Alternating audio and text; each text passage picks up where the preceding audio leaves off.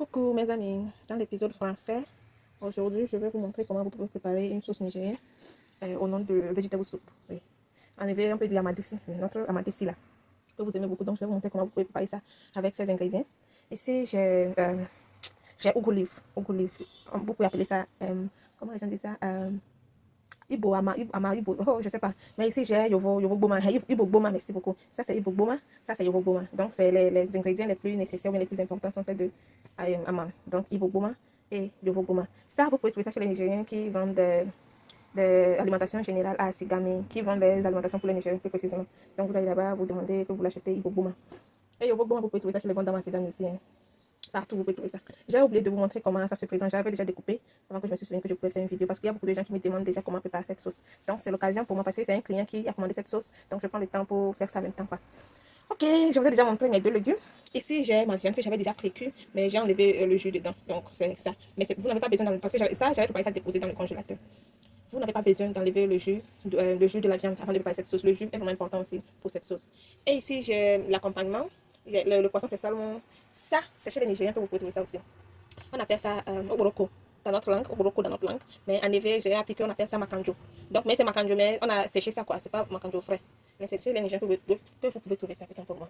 J'ai mon oignon, ici, c'est akpama. C'est juste un petit accompagnement, quoi. Et ça, c'est l'ingrédient nécessaire aussi. Ça, c'est crevettes écrasées. Tu peux utiliser la quantité dont tu veux, mettre moins fini. Donc, c'est le petit là qui reste. Donc, je vais manager avec ça. Donc, c'est ça. Crevettes écrasées, salmon, oporoko, encore appelé macanjo, c'est de macanjo poupou, je sais pas. Ici, c'est akpama, mon oignon et viande et les légumes. Ok. Maintenant, donc, dans votre marmite, vous ajoutez l'ingrédient, l'huile rouge. J'avais oublié de mentionner ça. Chez nous, on utilise beaucoup d'huile rouge, donc c'est ça. Tu ajoutes ton huile rouge. Vous ajoutez votre oignon. Vous savez, c'est l'arôme que donne l'oignon dans l'huile. C'est ça qui me pousse de faire ça comme ça. Sinon, il y a aussi deuxième méthode qui, quand tu es pressé, là, tu fais tout ensemble, quoi. Mais c'est cette chose-là.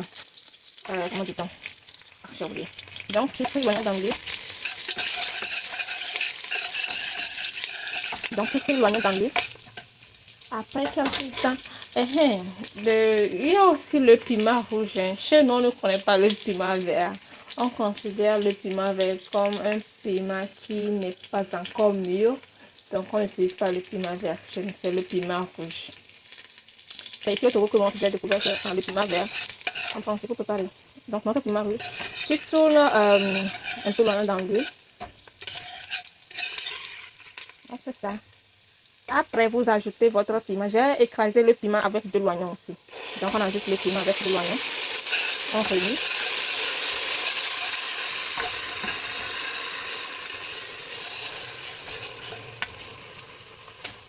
La forme que sort cet oignon dans cette huile rouge est vraiment adorable.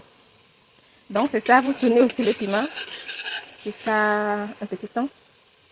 Nous allons ajouter notre crayfish, encore appelé crevette écrasée en français.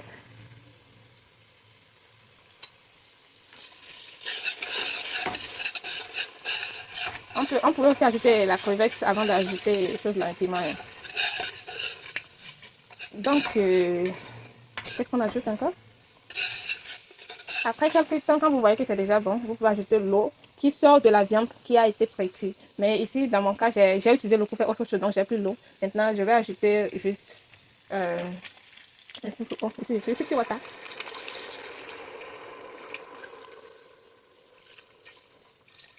Juste un petit peu.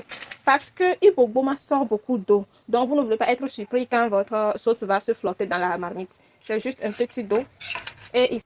Donc, maintenant, je vais remettre la viande dedans pour que ça puisse ressortir le jus.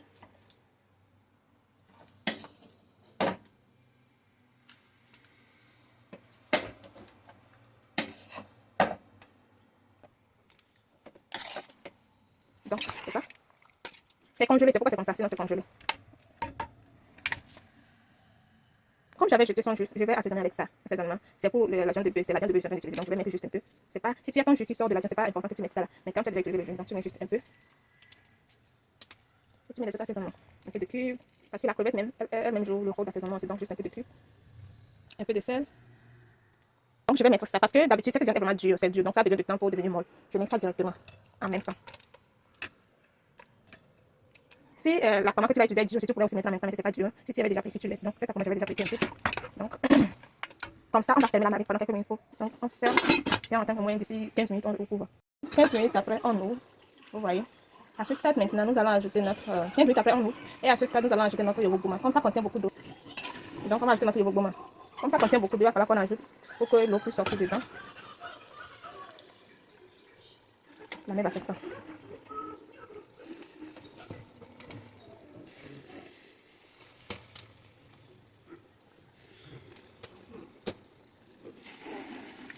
Donc, c'est ça.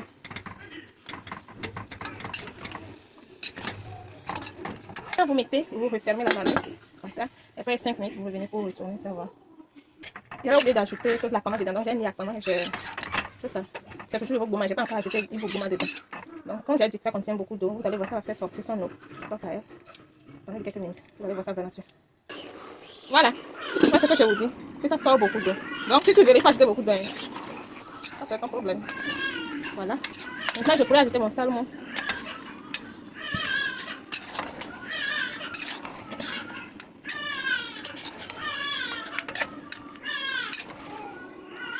Comme il faut bon, ça ne prend pas du temps avant de cuire là. Genre, tu mets 5 minutes après, tu éteins le feu. Donc, on va mettre. Il faut bien laver. Hein. Parfois, ça contient beaucoup de sable.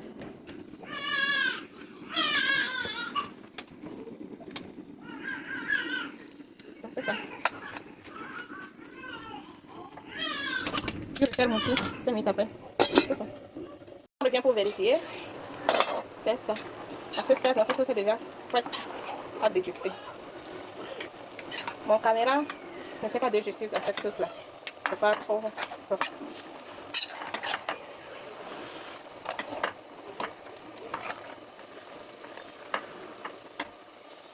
Non, c'est ça. Attends, je vais vous montrer comment. Je vais descendre cette lampe-là pour vous montrer.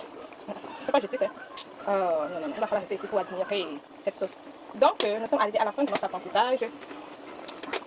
Tout ce que j'ai besoin de chez vous, c'est que vous commentez, vous likez. C'est ça que je ne demande pas plus. Ok. À la prochaine fois. Tout ce que je peux vous demander, c'est de liker, commenter, c'est fini. Si tu as aimé la présentation, liker et commenter. D'accord? Ok. Bye bye.